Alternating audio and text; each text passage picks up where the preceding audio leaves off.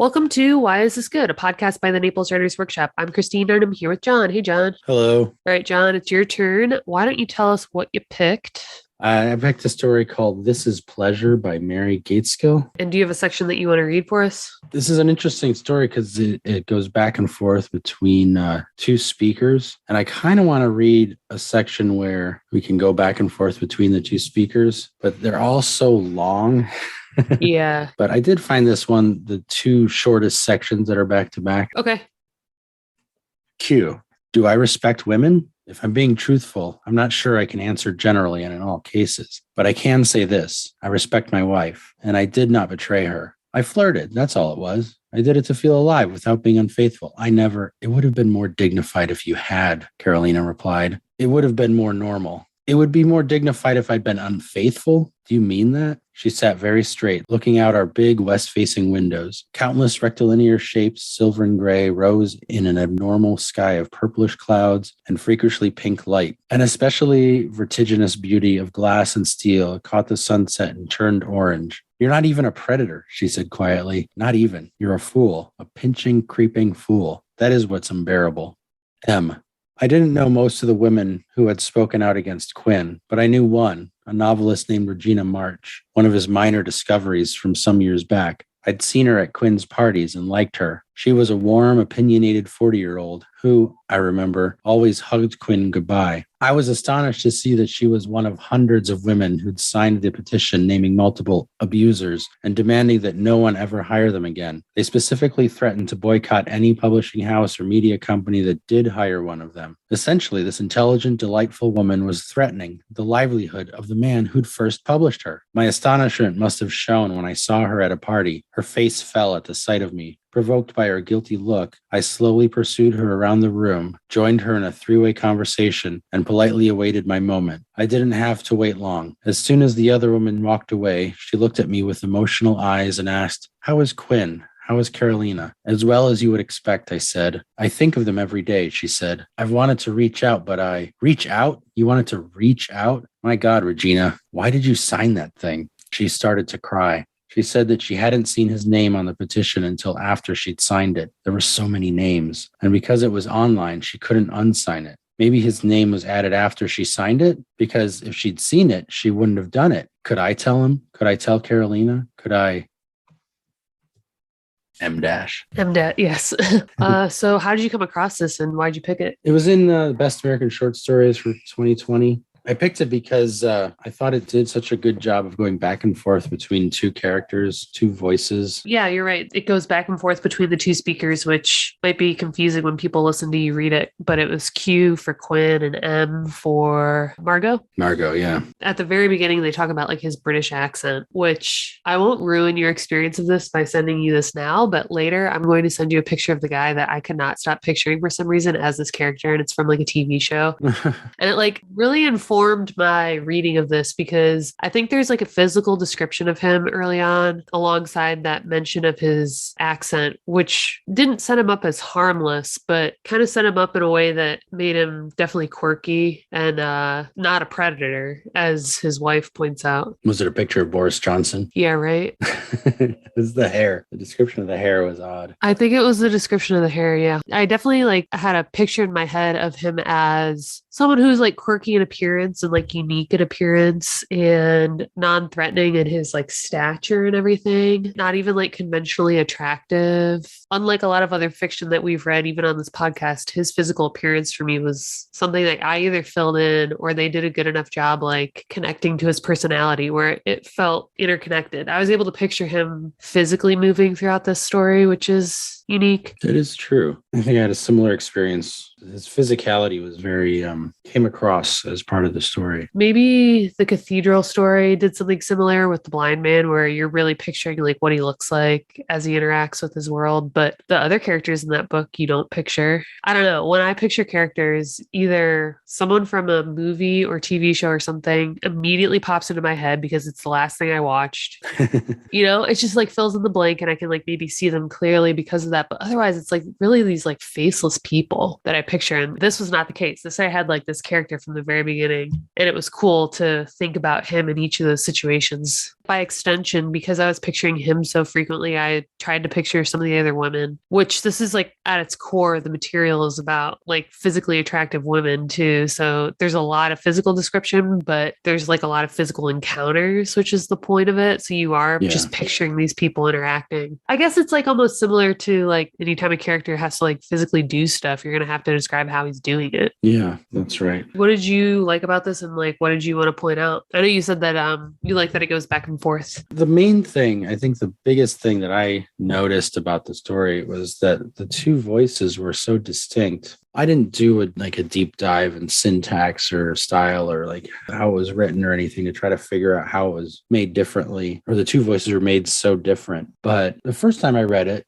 just reading it as a story, because I had no idea I was going to choose it for the podcast at the time, I just had that impression that they were remarkably different. When I reread it to do for the podcast, I just fell into the story again, and I wasn't thinking about the prose or anything, but I had that same impression. And I could only think maybe it was just subject matter was slightly different. There may be slight different speech patterns being expressed that I, couldn't quite put my finger on. But that was the main thing. It's just how well she made these two voices distinct for the two characters. And part of it's just characterization. Like you get that they're different people. A lot of times, you read amateur or stuff for the workshop or something, and the characters are interchangeable in some ways if you have two of them, right? Yeah. When they're speaking. But this was not. This was definitely, they had a point of view. They had a way of seeing things. They had a way of expressing themselves and thinking about things. And obviously part of what we're talking about here is the fact that the sections are both written in first person. So like they come across as like distinctly different because it is in their voice. It's not just like a close third or something, which is sometimes harder to do. To make it distinct, yeah. Yeah, without it seeming to be the bias of the narrator somehow. Yeah, so they both talk in first person and they're both recounting their views of what has unfolded, which I guess we should just say, like, he's been accused by all these women in the publishing industry of being inappropriate with them. And unlike a lot of other examples that everyone can immediately think of, there's like one physical encounter, but it doesn't even really include that because the woman he had that encounter with didn't sign the petition or anything. So it's really about all of these weird, like direct conversations that he's had with women. And it just makes them uncomfortable. Yeah, which is like, I don't know, an interesting tact in general. I don't know what this author's intent was writing about a subject like this at this time, So I don't want to like read too much into it in terms of where this author falls personally or where she wants the reader to fall on the politics of a situation like this, because I don't think that was the goal, because this was a very specific thing. This guy was definitely a character, and it was like extremely intentionally not physical. There were like two physical instances that they talked about where it was like overt, other than like, him putting a hand on a shoulder or a waist or whatever. But the rest of it was just these like blunt conversations like, oh, how do you like to have sex? And do you and your husband still have sex? And from his point of view, from Quinn's point of view, all of these people are at some point in the conversation like willing participants. And maybe he's had to like convince them to come around, but he explains that as part of his charm. And then Margot kind of says, I've had an uncomfortable encounter with him too. And after I put my foot down, I had to come around to him as a person because I wanted to keep working with him. And I have. And now I consider him my best friend. And I see him like wholly. Like she feels like she understands him, even if he's like confusing to her at times. She understands his like, you know how there's like people that you don't understand just because you don't know them very well? Well, she knows him really well. And one of the facets of his personality is that he's hard to understand. And that's one of their first interactions. She's like, I feel like I don't know you very well. He's like, why don't you ask me? What he really says is, what's the only way to get to know someone? And she's like, I don't know. And he's like, flirt with me. And then they like revisit that topic later on because he and Margot end up agreeing. And that's why he likes Margot, I think is what he says at one point, that like sex is the core of everyone's personality. So you can't really know someone until you know those details about them. And like Margot doesn't go around asking people, how do you like it? But she admits that like, that's probably what's at the core of everyone's personality if you can suss it out. And Quinn's over here like, I know what I'll do. I'll just ask what position they fuck their husband and then I'll know them. It's like he's trying to take this shortcut by being intimate somehow. now, but it's really disconcerting and really rude and really like intrusive if you don't know the person very well. And he tries to get to know people in the course of a conversation. So he's a weirdo, and he'll talk about women of all ages and like physical appearances are attractive to him. Like there's a scene where he's hitting on an older woman in front of his wife who is like 20 years his junior. And Margot's just kind of like, this is Quinn, man. Like sexuality is this essence of a person that has nothing to do with anything else about them. So he's just like drawn to individual people because he wants to know them that way. And then the part that you read is really good to point out because his wife articulates, you know, what's weird about it is you never followed through. You didn't even like have sex with these women. You didn't do anything appropriate or like grab them or anything. You're just like a weirdo. And that's why it's embarrassing.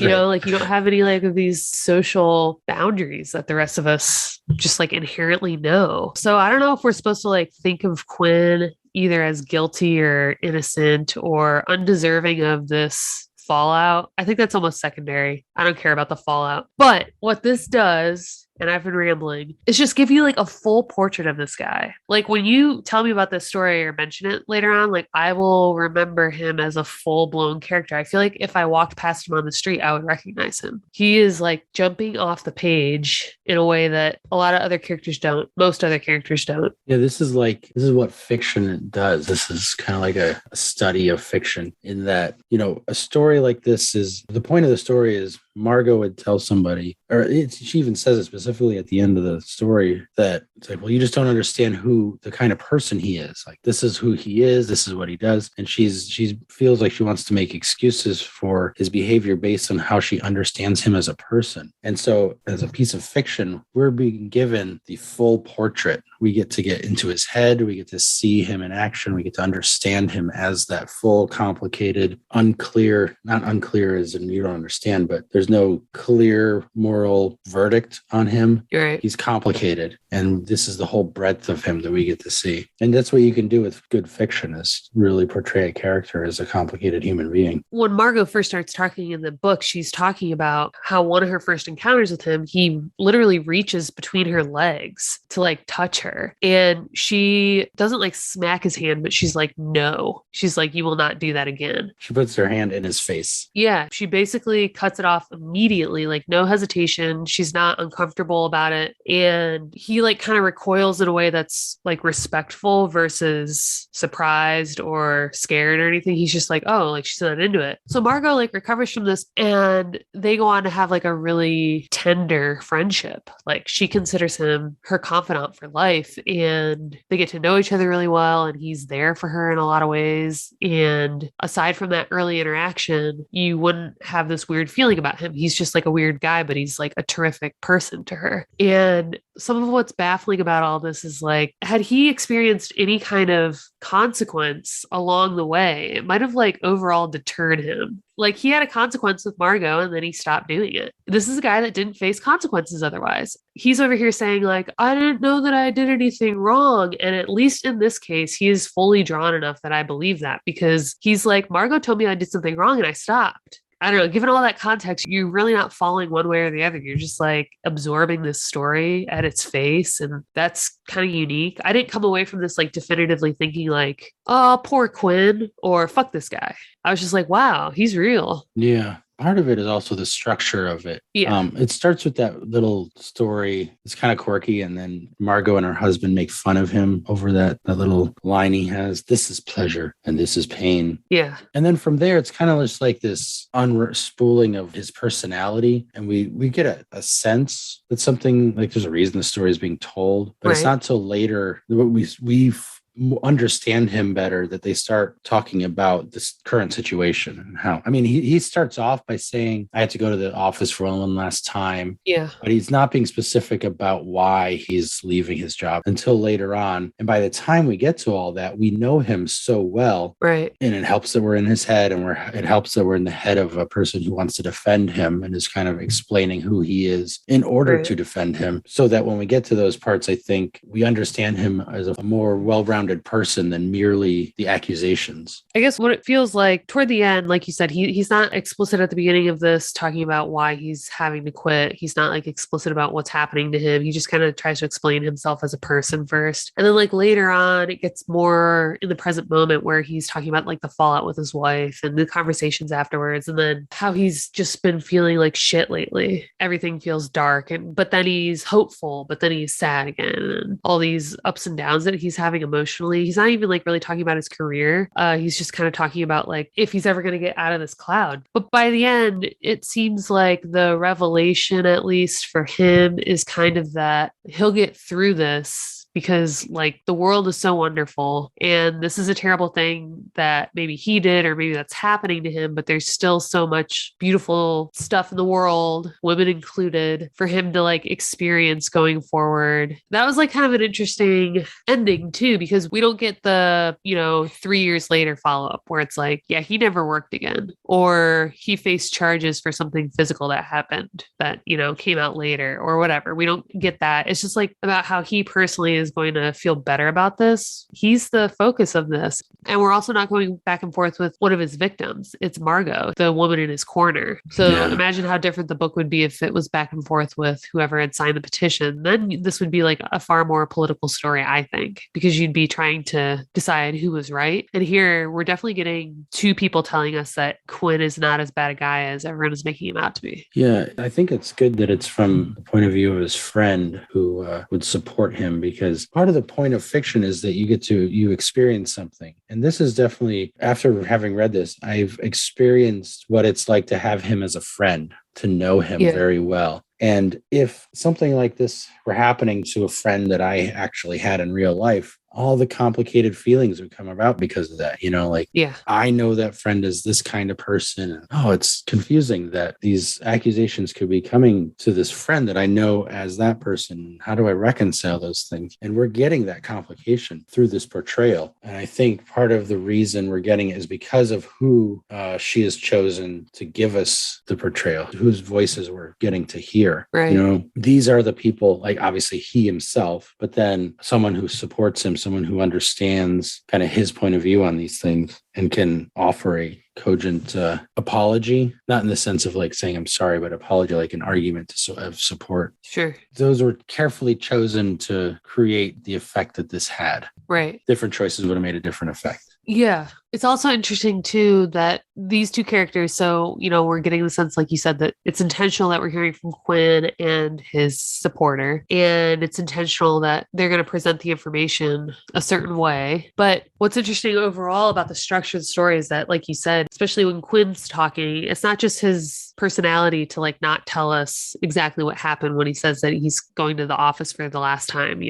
We're trying to figure out what he's talking about, but the whole story is that way. There's not this paragraph that says he has been accused publicly and is facing the consequences because he did weird shit. Instead, it just launches immediately into, this is what Quinn's like.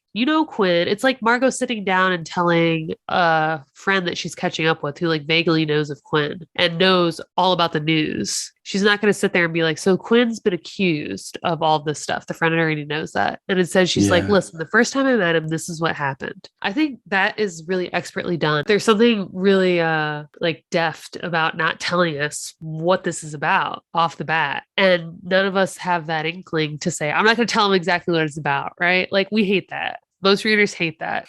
But when I was reading this, I was kind of like, this is a author I could tell pretty quickly, that whether or not I knew what was going on, the writing was great. The characterization was quick off the bat. And then, we're smart enough, and this is a current enough event that you can assume that if he hasn't been accused, then this is the topic that we're writing about. That was really interesting too, the more you think about it, especially for something this long, to not know for as long as I feel like we didn't know. I don't even think there's like mention of this being a public thing versus like a quiet inner circle thing until like 2/3 of the way. And then it like finally comes out with it and you're like, oh, okay, so this is, what we're circling. But until then, it was just like, you have all the time in the world, right? Let me tell you about Quinn then. Another feature of this that I really like it goes back and forth between Margot and Quinn. but it's not like Margot speaks, Quinn speaks, Margot speaks, Quinn speaks, around the same topic. They're each having a separate thing, and they kind of overlap each other. They touch on each other, but they're talking about different things. It's not like Margot talks about X and then Quinn talks about X, and then Margot moves on to Y and Quinn moves on to Y. It's like these two parallel stories just moving along on their own trajectories, and they kind of bump into each other here and there, but they're not reacting to one another. Yeah.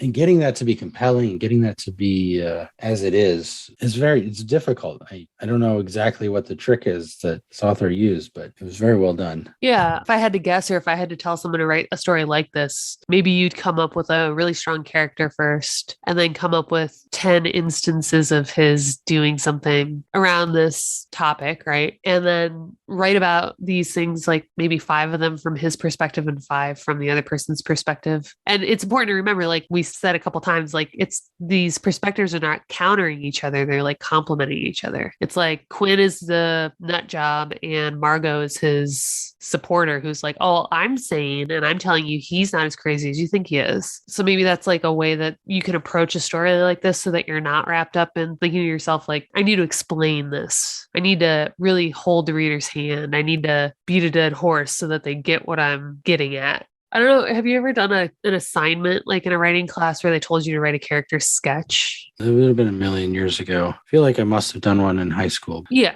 It's like one of these things that you start off with and then you never revisit it because the point was never the sketch itself, but like what you did with having looked at the character really closely. There were also never any rules for how these were supposed to be written. So it was really frustrating because you'd get people that would literally be like, Quinn is 5'7" and he's got curly hair. And you're just kind of like, we get it. And it was just like telling and telling and telling. And I remember like I wrote a couple in college about like a Subway employee I used to work with because she was a character. They were like, write a character sketch about someone. And I was like, well, this one. And I remember writing it with instances of weird shit that she had said versus just the flat physical description or like telling you what she was like. And I loved that piece of writing. I was so proud of it because if you knew this woman, you knew that I nailed it. And this story almost reads that way because it's hinting at a story, but it's not coming out with it. That's almost not the point. It's almost like this extended character sketch. And that's why I'm struggling to like define the structure because character sketches have never been defined. But that's what this feels like. It feels like the algorithm and all the proofs for this are instances of Quinn doing weird things that tell you who he is. And like the story is just why we're telling you in the first place. But you're kind of along for the ride because the character sketch is so well done. Yeah, I don't know that we could, if we had to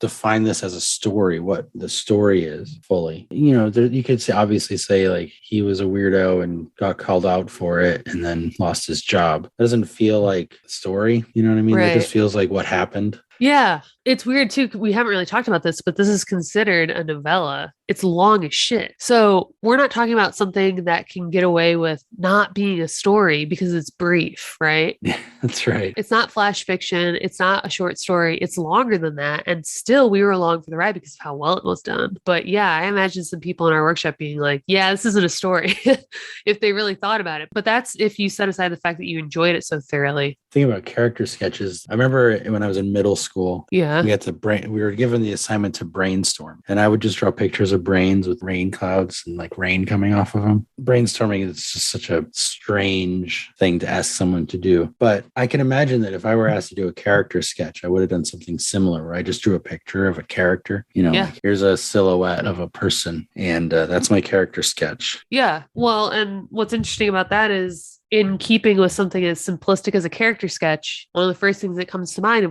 is what they physically look like. And this accomplished that. This almost started with it. They're like, by the way, he's got a British accent. By the way, his hair is nuts. And that is part of his entire sketch. So yeah, that's part of why he's like so full. And when people tell you to sketch someone, yeah, it implies drawing. So you're thinking what they look like physically. But even if the assignment were to say something like other than a character sketch, but describe a character, describe describe your character, you would include what they look like. But a lot of times when we start writing our own stuff, we don't even like have a thought of what the people look like. At least I don't. When I'm writing stuff, I'm not thinking about what they look like. I'm reading all these short stories over the past couple of years. And for another project that I'm working on, I go through these stories looking for like a physical description, not necessarily of the character, but of space or of the scene as a beginning. And almost no story begins with the physical description. The descriptions that you get in the first paragraph of most stories is of personality, of emotion, or of social dynamics. Right. Because those are the kind of the foundation of story. It's like, who are the people and what are their problems? It almost doesn't matter what they look like. It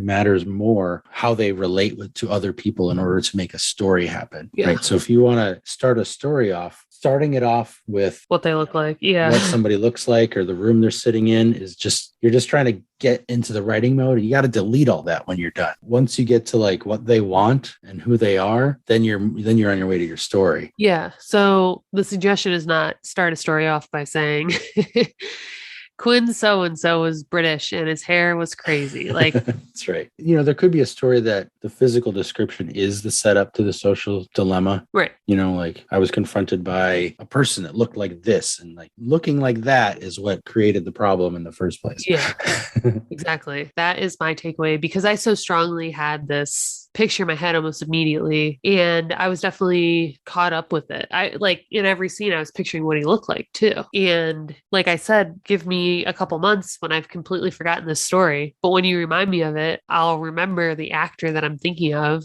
who I said like was just from a random TV show that I happen to be watching at the same time, but like they're tied now, they're linked. And we always talk about, this is the other like detriment of this is the other danger or pitfall, is that we almost always want to describe people when they look good, right? We almost always want to describe them when they're attractive, because it's more important that you're like really, really hot to your personality than anything else, apparently, right? So like male writers especially will get into trouble for like how much time they spend on describing a woman's like perfect face and body. That's not what we're suggesting. Like, describe people as they are, like as real people, and not just like, oh, they had auburn hair and green eyes. Like, I'm sure they did. There's like 5 people in the world like that. Like, we don't care about hair and eye color so much as like, they were light on their feet, or they were a little clumsy, or when they like burst into a room, they always look like they were 20 minutes late, or they're always like put together, whatever it is. Like, how they physically interact with the world is really important. I should probably do some of that shit in my own work, take my own advice. Do you have a takeaway? I assumed that my takeaway was going to be something about having different voices, different character voices, like multiple first person characters that kind of go back and forth. There's a little bit of, as a writer, you're kind of an actor. You have to put yourself in the head of the character, like actors who learn accents really well and learn speech patterns really well in order to embody a character. You kind of have to do that as a writer as well. It's like, okay, when I write from this character's point of view, let me get into that mindset, and this is how I'm going to talk. This is how I'm going to put words down on the paper. And it might be just as simple as that, as just trying to embody that character while you're sitting at your desk so that the words that come out are in their voice. Right. And we talked about this earlier, but one of the interesting things about the choice of the 2 particular speakers is that they are kind of on the same page. It doesn't have to be these opposing descriptions of things. It could just be like 2 voices or 2 points of view, but not wildly different. They're not arguing across the page, and there's not like a winner or a loser. So that's interesting too. I think if her purpose in writing was to kind of circumscribe an uncertainty, choosing characters who have that uncertainty or can express that uncertainty in the way they describe the story will help her do that. If you choose a character that feels full certainty about who Quinn is and that he's gotten what he deserves and has complete confidence in that feeling, they're not going to portray him in the way that you want to, if you want to portray the uncertainty. So that helps in how you select those characters, is to know what kind of feeling or what kind of point of view you want to take on something. Then you find the right character to have that point of view. Right. But so many of our takeaways, it's like, you got to do your homework. You can't just like sit down and say, I'm going to write a story. I mean, just write a story. It's like, all right, now I got to think about this and like think about all the different possible characters there might be. And let me like get into character and let me do my Stanislavski method, embodiment thing, dig into my childhood, find like the appropriate feelings in order to express them Yeah. on the page. Well, I mean, I'm cool with it because even if you don't sit down and do your homework before you write, at least the takeaways for me are just kind of like when I sit down and write, I haven't done a whole lot of homework and I just write from this like gut reaction place of, yeah, I have an inkling for a story. And then I just start typing. I'm not like good about thinking about my approach in advance. So that's all I am. When I think about takeaways, it's like, I don't know that I'll do a character sketch next time I write something, but I'll at least think to myself, I could back into the story instead, or pause before I start writing those first couple words, or remember halfway through, like, oh yeah, I said that I would physically describe someone. Like, I'm not really doing like all this like heavy lifting. Like for me, the heavy lifting is the conversation. And then I hope that it seeps in and affects my writing. So I think it's not necessarily, when you sit down to you have an idea and you start writing to figure out what that idea is. Everyone works differently, but if that's the way you work, then it'll come in revision. Yeah. Once you've written like 3 pages, you're like, okay, maybe I have something here. Let me go back to the first page and like start layering in the things I'm going to need later. And then those things kind of come into play. It's like, okay, exactly. I forgot to do this. I forgot to think about this. So let me put that in there. Yeah. It's not about making sure that you can like execute this flawlessly by overthinking it. Yeah. Yeah. All right. Well, thanks, guys. If you enjoyed this episode, consider subscribing to our monthly newsletter at our website, napleswritersworkshop.com. And for daily writing tips, industry news, and great short fiction, join our Facebook group at facebook.com/groups/Naples Writers Workshop.